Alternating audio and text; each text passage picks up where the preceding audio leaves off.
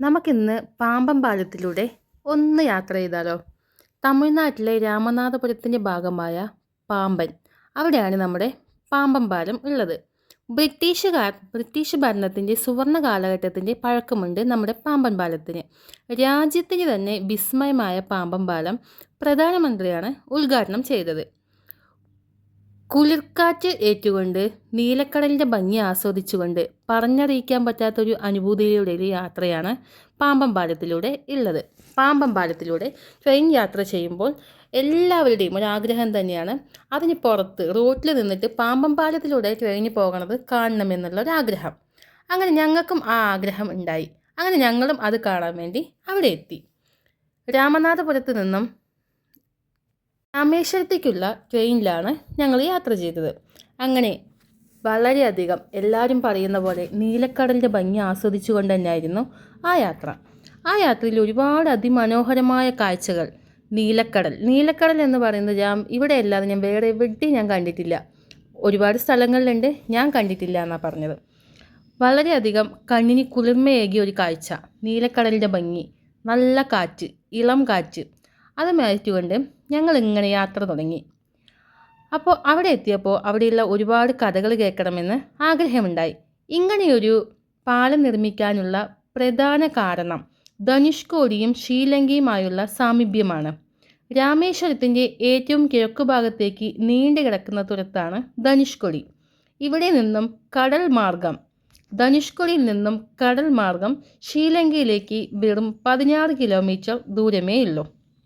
1914 ഫെബ്രുവരി 24 പാല നിർമ്മാണം പൂർത്തിയായത്. ചരക്ക് കപ്പലുകൾ പോകുമ്പോൾ പാലം രണ്ടായി പിളരുമായിരുന്നു. കത്രിക എന്നുള്ള ഒരു മടക്കു കത്രിക പാലം എന്ന പേരും നമ്മുടെ ഈ പാലത്തിന് ഉണ്ടായിരുന്നു. 1964 ഡിസംബർ 22 അതിശക്തമായ ഒരു ചുഴലിക്കാറ്റ് വരികയുണ്ടായി.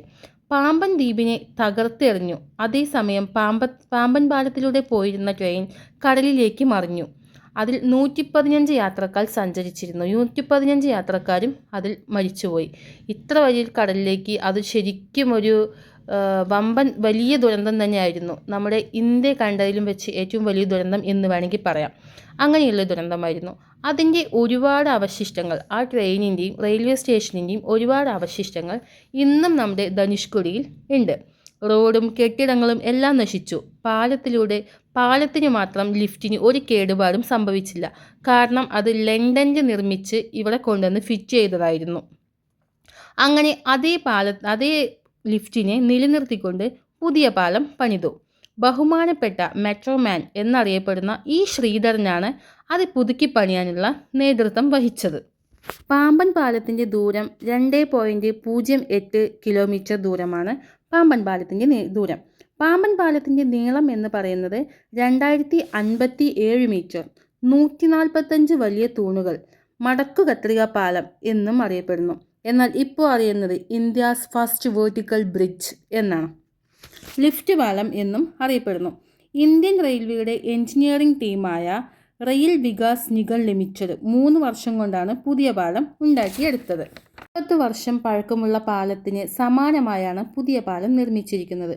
പഴയ പാലത്തിനെ അപേക്ഷിച്ച് പുതിയ പാലത്തിന് 3 മീറ്റർ ഉയരം കൂടുതലാണ്. പാലത്തിന് മുകളിലേക്ക് ഉയർത്തിക്കൊണ്ടാണ് ഇപ്പോഴുള്ള ലിഫ്റ്റ് പാലം ഉണ്ടാക്കിയിരിക്കുന്നത്. ആദ്യം മടക്കു കത്രിക പാലമായിരുന്നെങ്കിൽ ഈ പുതിയ പാലത്തിന് ലിഫ്റ്റ് പാലം എന്നാണ് അറിയപ്പെടുന്നത്. ആദ്യത്തെ പാലം കത്രിക പോലെ മടക്കുകയും നിവർത്തുകയും ചെയ്യാൻ പറ്റുന്ന രീതിയിലായിരുന്നു. എന്നാൽ ഇപ്പോഴുള്ള പാലം മുകളിലേക്ക് ഉയർത്തുക, ലിഫ്റ്റ് പരുവത്തിൽ ഉയർത്തുന്ന രീതിയിലാണ് ഉണ്ടാക്കിയിരിക്കുന്നത്. പുതിയ പാലം ഓപ്പൺ ചെയ്യാനായി വെറും 5.5 മിനിറ്റ് മാത്രമാണ് ആവശ്യം. എന്നാൽ പഴയ പാലം ഉയർത്താൻ 25 to 30 മിനിറ്റ് സമയമാണ് ആവശ്യം. അപ്പോൾ എന്തുകൊണ്ടും ഇപ്പോഴത്തെ ഒരു സാങ്കേതിക ശാസ്ത്രത്തിൻ്റെ വളർച്ച തന്നെയാണ് ഇതിന് പ്രതിനിധാനം ചെയ്യുന്നത്. അപ്പോൾ എന്താണെങ്കിലും ഈ ഒരു കാഴ്ച കാണാത്തവരുണ്ടെങ്കിൽ, പാമ്പൻ പാലത്തിലൂടെ സഞ്ചരിക്കാത്തവരുണ്ടെങ്കിൽ, പാമ്പൻ പാലത്തിലൂടെ പോയിട്ടില്ലാത്തവരുണ്ടെങ്കിൽ തീർച്ചയായും ഒന്ന് പോയി കണ്ട് മനസ്സിലാക്കേണ്ട ഒരു കാഴ്ച തന്നെയാണ് ഇത്.